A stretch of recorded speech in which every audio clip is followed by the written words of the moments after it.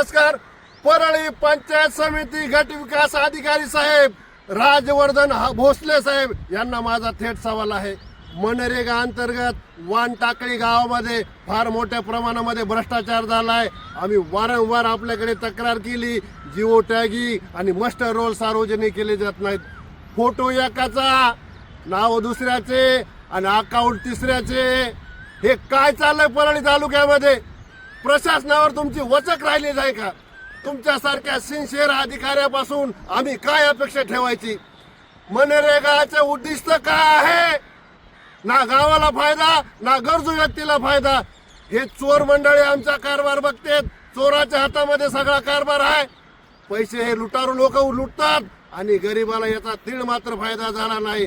तरी हर्षवर्धन भोसले साहेबांना माझी विनंती आहे, तुम्ही वानटाकळी गावात या आणि चौकशी करा. मनरेगा अंतर्गत किती लोकांना हाताला काम मिळालं आणि गावाचा किती फायदा झाला.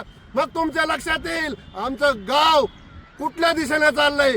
1000% आमच्या गावामध्ये भ्रष्टाचार होतोय आणि प्रशासन याच्याकडे डोळे झाकपाना करतंय.